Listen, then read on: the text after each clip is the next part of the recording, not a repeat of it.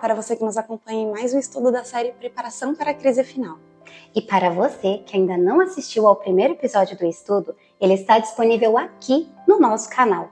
E não se esqueça de curtir, de se inscrever, mas principalmente de compartilhar, para que possamos alcançar o maior número de pessoas e assim apressar a volta de Jesus. Assista a aula com caderno e caneta ao seu lado. Anote suas dúvidas, porque ao final do 8º episódio teremos uma live para respondê-las. Também não deixe de engajar em nossos conteúdos, porque os alunos mais ativos participaram de um sorteio de um presente super especial. Agora, vamos ao tema de hoje, Jesus e os últimos dias, parte 2.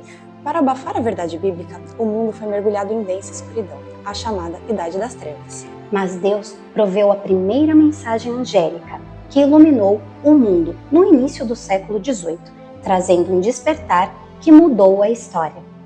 Bom estudo!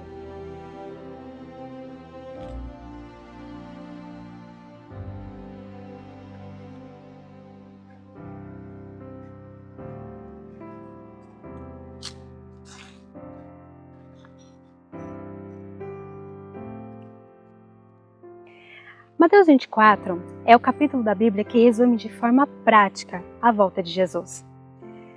Respondendo aos discípulos a respeito dos sinais que precederiam a sua volta, Jesus nos deu vários acontecimentos enumerados que hoje nos ajudam a entender os eventos proféticos.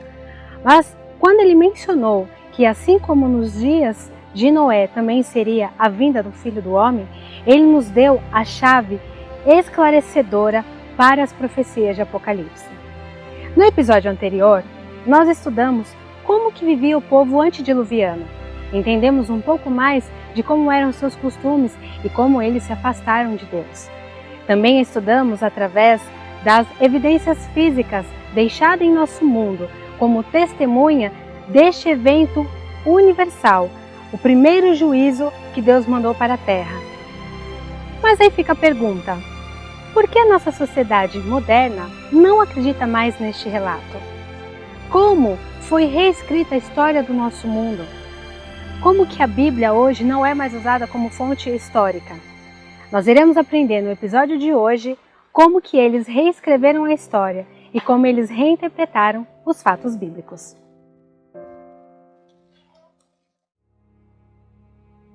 Sabendo primeiro isto, que nos últimos dias virão escarnecedores, andando segundo as suas próprias concupiscências, e dizendo: onde está a promessa da sua vinda?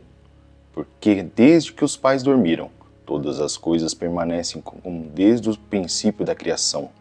Eles voluntariamente ignoram isso, que pela palavra de Deus já desde a antiguidade existiram os céus, a terra, que foi tirada da água e no meio da água subsiste. A ciência, sem dúvida, tem um grande apelo à independência da mente e do coração humano. Por isso podemos dizer que a ciência é o reino do homem. Enquanto isso, a fé, a religião, o cristianismo é o reino de Deus. Quando falamos em aceitar os relatos bíblicos, estamos falando em aceitar as consequências disso também. E isso tem gerado uma grande resistência na humanidade. Mas não pode haver um ser tão superior e seres inferiores sem que haja estabelecido uma forma de relação entre ambos. E nós, intuitivamente, sabemos que há uma lei moral. E quando analisados à luz dessa lei, com certeza nós somos condenados. E para fugir desse contexto de juízo, tirou-se Deus da história, através de uma nova narrativa que muda completamente a nossa visão de mundo. Diferente da nossa cultura, que busca não acreditar nos relatos da Bíblia, principalmente quando falamos nos juízos do passado, como o dilúvio, os povos de antigamente, todos eles acreditavam. Há milênios, a história do dilúvio era contada de geração em geração, de formas diferentes, mas todos relatavam, porque acreditavam no juízo divino. Lições eram aprendidas e nós temos vários relatos históricos que comprovam isso. A grande pergunta é: por que em nossa cultura popular não acreditamos mais nos relatos bíblicos e principalmente na história do dilúvio? A nossa sociedade, ela foi reprogramada com ideias intelectuais que foram organizadas de uma maneira a fim de minar todos os relatos bíblicos. A fim de silenciar a voz divina a respeito dos juízos no passado e a promessa de um juízo vindouro, reinterpretaram a Bíblia. Segundo a Tessalonicenses, Paulo nos advertiu da grande apostasia que teria lugar assim que o reinado do papado fosse restabelecido. Pouco a pouco, num período de 1500 anos, à medida que crescia em força e conquistava o domínio da mente das pessoas, esse poder ia levando avante toda a sua obra de engano e blasfêmia. Quando a perseguição contra os primeiros cristãos cessou e o cristianismo tomou lugar nas cortes e nos palácios dos reis, trocou-se a humilde e simplicidade de Cristo pela pompa e pelo orgulho dos então sacerdotes e dos reis pagãos. Em lugar das ordenanças de Deus, foram introduzidas teorias e tradições humanas. O Papa tornou-se o cabeça visível da Igreja Universal. Revestido de autoridade suprema, ele era infalível. Esse período ficou conhecido na história como a Idade Média ou Período Escuro, onde a Igreja, juntamente com o governo, mandava no mundo. O mundo então foi mergulhado em um pensamento religioso muito rígido, e qualquer coisa que fugisse daquilo que eles diziam ser o correto devia ser eliminado. Temos aí então a época da Inquisição. A opressão foi tanta por parte da Igreja juntamente com o governo que levantou-se um grande movimento na época de estudiosos, totalmente contrários à autoridade da Igreja. E cansados da forma de governo que era dirigida por séculos já na Europa, eles rejeitaram completamente a Igreja Católica e os seus dogmas. Isso foi abrindo portas para uma sociedade muito mais inclinada ao ateísmo. Uma das arenas de combate do desenvolvimento na liberdade de pensamento, mesmo ainda sob o domínio da Igreja Católica nesses últimos 1500 anos, era com certeza o campo da ciência. E a história desses cientistas são bastante conhecidas. Nós temos, por exemplo, desde Galileu até Newton, nós temos desde Copérnico ao Francis Bacon, que travavam grandes conflitos com a Igreja justamente por conta desses pensamentos. Talvez uma das histórias mais conhecidas seja a de Galileu. Galileu é com certeza uma das histórias mais conhecidas. Ele promoveu o heliocentrismo, o Sol como centro e todos os planetas girando ao seu redor.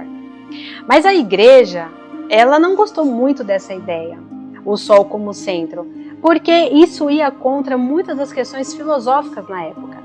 Manter a Terra como centro era filosoficamente muito mais importante.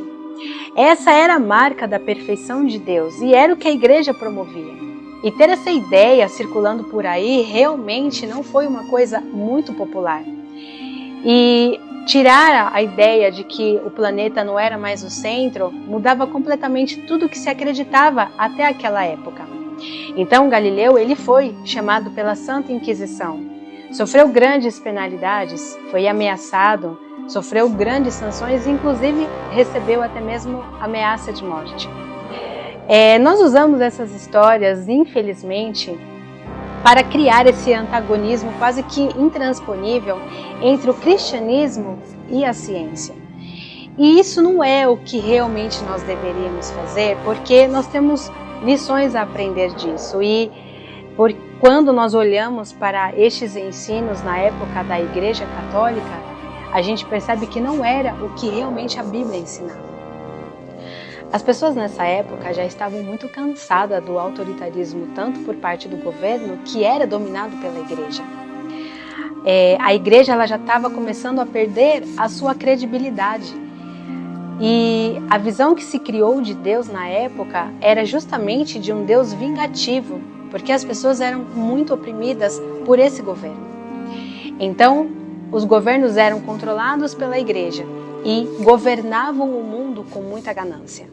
Percebendo esse domínio que já vinha ocorrendo já ao longo de eras por toda a Europa, passou-se a rejeitar totalmente a igreja. Mas isso também significou rejeitar completamente o cristianismo.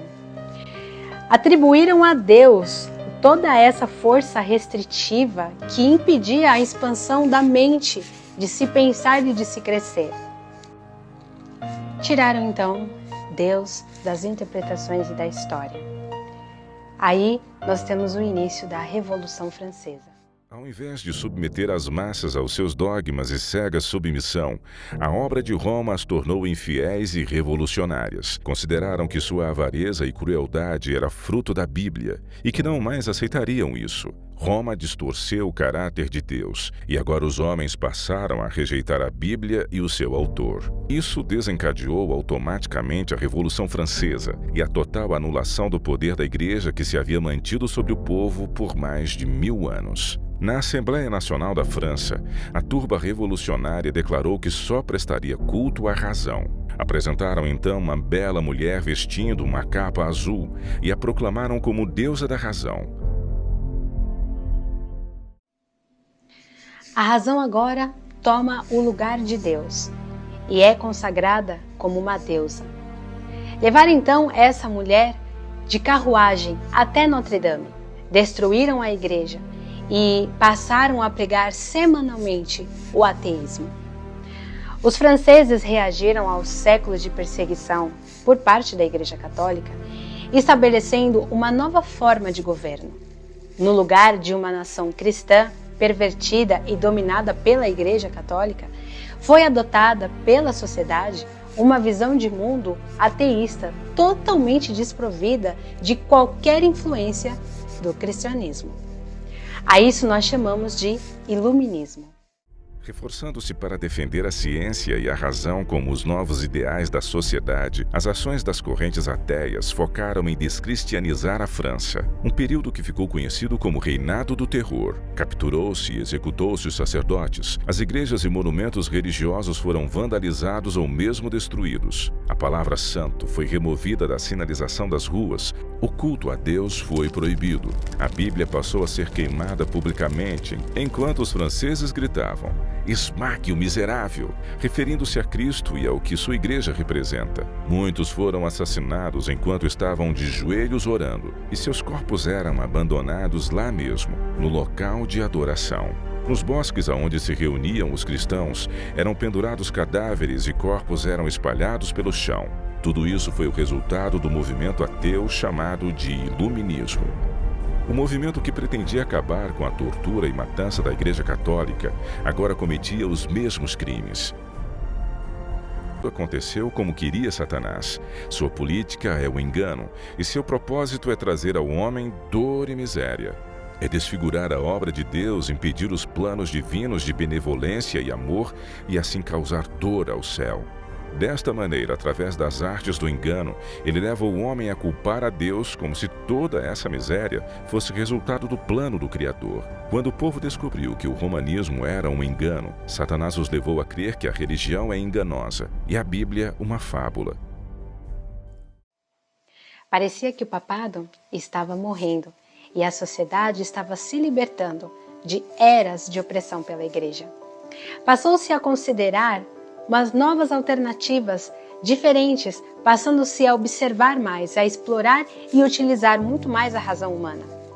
Isso foi trazendo aos poucos uma liberdade que ia sendo dirigida para outras direções totalmente diferentes, principalmente todas aquelas que levavam a se afastar de Deus e principalmente do pensamento cristão.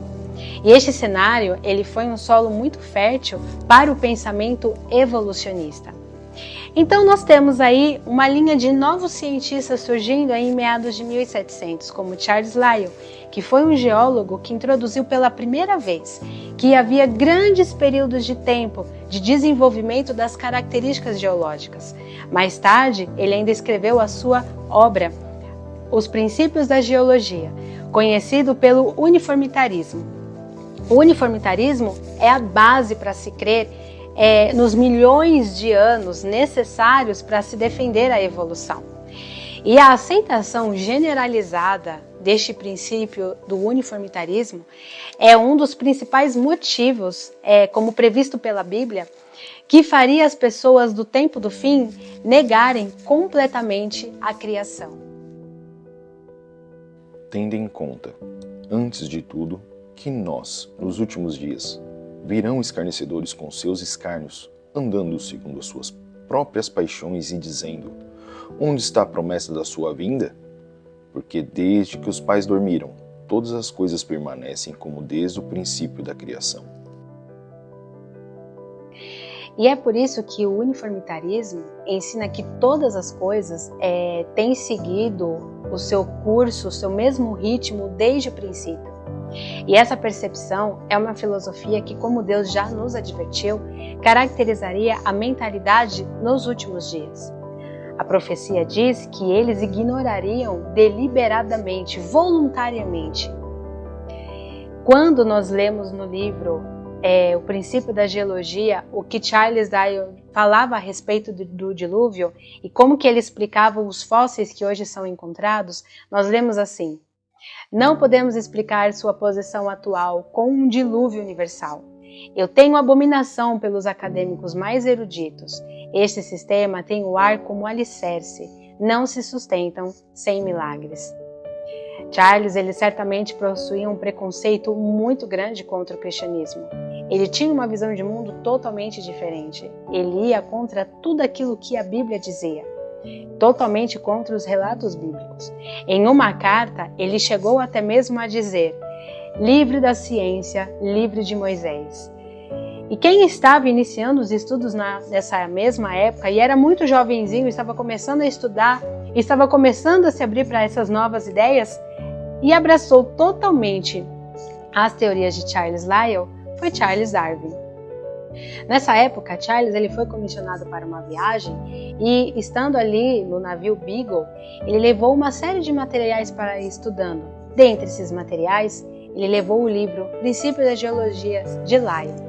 E estudando aquele livro, assim que ele chegou na ilha de Galápagos, ele estava ali observando os tentilhões e quando ele viu aquele número tão variado de tentilhões e dos pássaros e tudo mais, ele começou a pensar e a raciocinar. Bom, para eles terem migrado para cá e ter ficado numa variação tão grande, é necessário que isso aconteça em um processo muito longo de anos. Ou seja, ele abraçou completamente a ideia de Lyell. E aí ele chegou numa conclusão. Se essa variedade de animais foram desenvolvidos ao longo de milhões de anos, Deus não pode ter criado a Terra. Concluindo então que Deus não havia criado nada, ele deu à evolução algo do que ela mais precisava, um mecanismo científico sobre o qual operar. Então, no século XIX, a comunidade científica começou a retirar Deus totalmente de suas interpretações. Eis aqui, o que tão somente achei, que Deus fez o homem reto, porém eles buscaram muitas invenções. A teoria da evolução converteu-se no fundamento de nossa sociedade por todo o mundo. E os resultados, como a gente pode analisar, são catastróficos e podem ser vistos por toda parte. Na negação da responsabilidade moral, na negação de Deus e de seus juízos.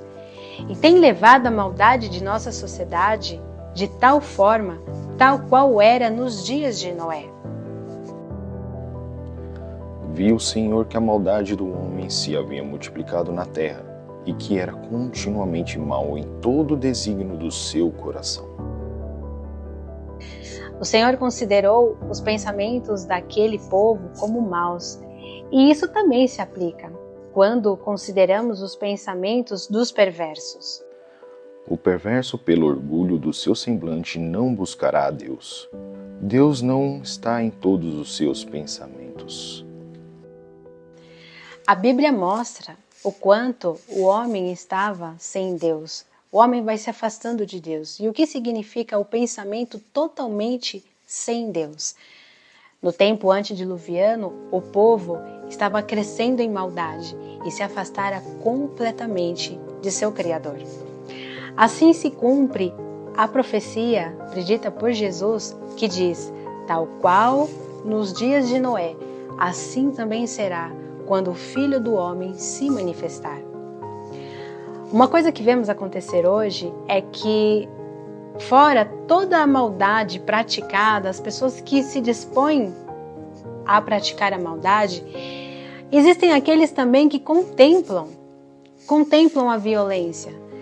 Quando você fala com uma pessoa que é cristã, pessoas até de bem, pessoas boas, elas se chocariam caso elas fossem acusadas de um assassinato, de um ato de violência. Mas existe uma coisa que é pior ainda do que quando você pratica a maldade, é quando você contempla a maldade. O que nós podemos ver hoje são pessoas que simplesmente se divertem com entretenimento, vendo outras pessoas cometendo a violência, cometendo a maldade. Da mesma forma, isso se aplica a outros pecados, pessoas que abominam a traição, a infidelidade, mas na hora que vão assistir um filme, quando vão se divertir, dão risadas e se divertem assistindo conteúdos que mostram deliberadamente os pecados sendo cometidos. E a Bíblia é muito clara quando ela diz o seguinte: ora, conhecendo eles a sentença de Deus, que são passíveis de morte os que tais coisas praticam, não somente as fazem, mas também aprovam os que assim procedem. O aumento do evolucionismo tirou a crença de um Deus criador, amoroso e de que haverá um juízo. E quando cremos na evolução, é impossível acreditar que haverá um juízo.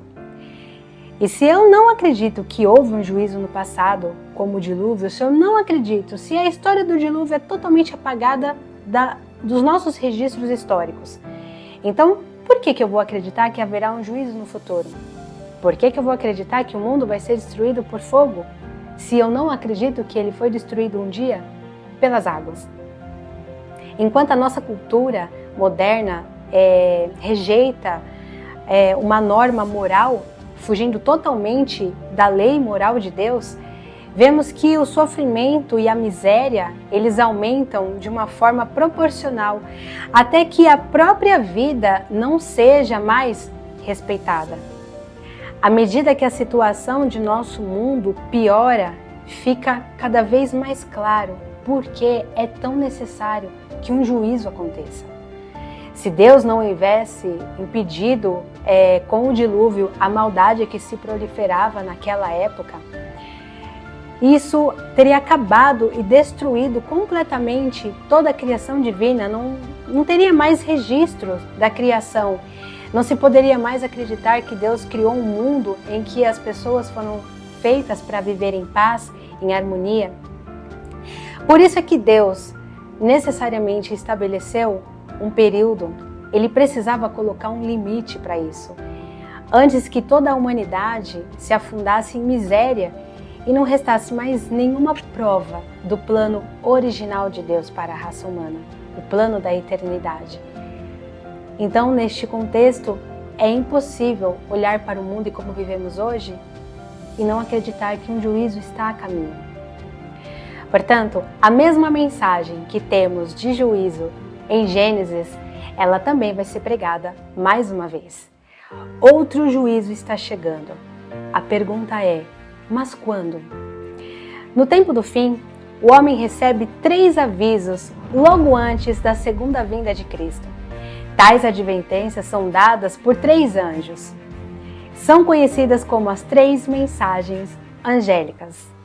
E agora, no tempo do fim, a mensagem do primeiro anjo ecoa a mensagem de Noé e diz o seguinte: chegou a hora do seu juízo. No próximo episódio, nós iremos investigar essas mensagens e vamos descobrir quando foi que elas começaram. Quando começou esse juízo? Em que ano, então, começarão os dias de Noé para essa última geração? Eu espero por você.